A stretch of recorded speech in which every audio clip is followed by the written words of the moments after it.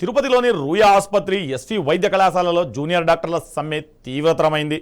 Stipend బకాయిలు విడుదల పెంపుపై ప్రభుత్వం నుండి స్పష్టమైన హామీ రాకపోవడంతో జూనియర్ డాక్టర్లు ఆందోళనకు దిగారు. పెండింగ్లో ఉన్న స్టైఫండ్ బకాయిలు వెంటనే విడుదల చేయాలని, అలాగే స్టైఫండ్ను 15% పెంచాలని జూనియర్ డాక్టర్లు డిమాండ్ చేశారు. వైద్యుల రిటైర్మెంట్ వయసు పెంపు నిర్ణయాన్ని వెనక్కి తీసుకోవాలని కోరారు.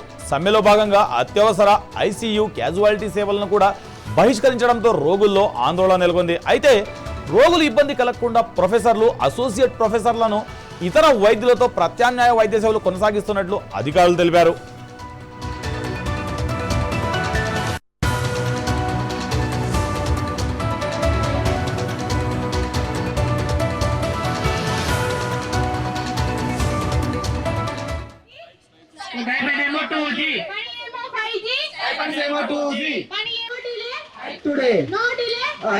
పెంచాలి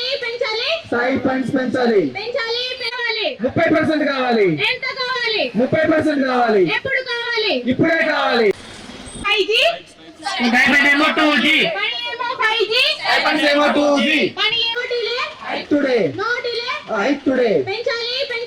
30% కావాలి. 30% కావాలి. ఇది 7వ రోజు స్ట్రైక్ చేస్తున్నామండి. 6 రోజుల నుండి మేము డాక్టర్లందరూ రోడ్ల మీద ఉన్నా కూడా గవర్నమెంట్ అసలు ఏమాత్రం స్పందించకపోవడం కొంచెం బాధాకరమే. ఈ రోజు నుంచి మేము 3వ దశలో వచ్చాము స్ట్రైక్కి. అంటే ఎమర్జెన్సీ డ్యూటీస్ కూడా ఆపేసాము. కనీసం ఇప్పుడైనా గవర్నమెంట్ స్పందించి ఈ 1-2 రోజుల్లో మాకు ఏ విషయం అనేది కన్సిడర్ చేసి చెప్తారు అని అనుకుంటున్నాము, ఆశిస్తున్నాము. మా డిమాండ్స్ తీరేంత వరకు అట్లీస్ట్ 15 నుంచి 30% వరకు మాకు స్టైఫండ్ హైక్ అయ్యేంత వరకు మేమైతే పోరాడుతూనే ఉంటాము. తొందరగా గవర్నమెంట్ స్పందించాలని కోరుకుంటున్నాం. ఇన్ని రోజులు పేషెంట్స్కి ఇబ్బంది అవ్వకూడదనే మేము ఎమర్జెన్సీ డ్యూటీస్ ఆపలేదండి. ఫస్ట్ శాంతిబద్ధంగానే బ్లాక్ బ్యాడ్జెస్, రిబ్బన్స్ కట్టుకొని చేసాము 2 రోజులు. తర్వాత ఓన్లీ నాన్ ఎమర్జెన్సీ సర్వీసెస్ మాత్రమే ఆపేసాము.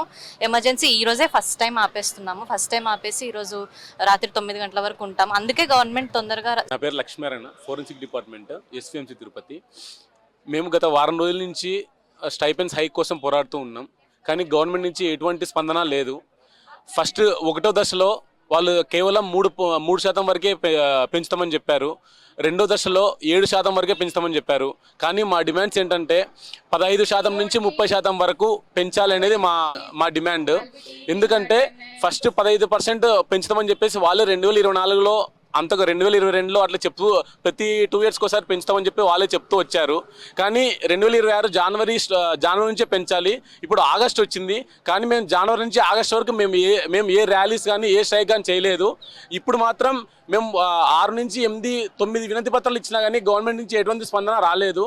గవర్నమెంట్ నుంచి స్పందన వచ్చేంత వరకు ఈరోజు మేము 3వ దశ స్ట్రైక్ చేస్తున్నాం.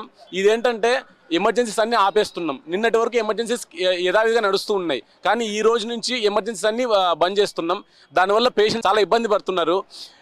5 మంది చేసే వర్క్ ఇప్పుడు ఓన్లీ కేవలం 1 డాక్టరే క్యాజువాలిటీలో చేస్తున్నారు. మీరు కావాలంటే అక్కడికైనా వెళ్ళి ఇంటర్వ్యూ చూస్తే మీకు తెలుస్తుంది. అప్పుడు 5 మంది చూసే డాక్టర్ ఒకరే చూడాలంటే వాళ్ళ మీద ఎంత వర్క్ ప్రెషర్ ఉంటుందో మీరే ఒకసారి ఆలోచించండి. గవర్నమెంట్ దయచేసి మా యొక్క డిమాండ్లు పరిష్కరించి త్వరగా మా స్టైపెండ్స్ పెంచాలని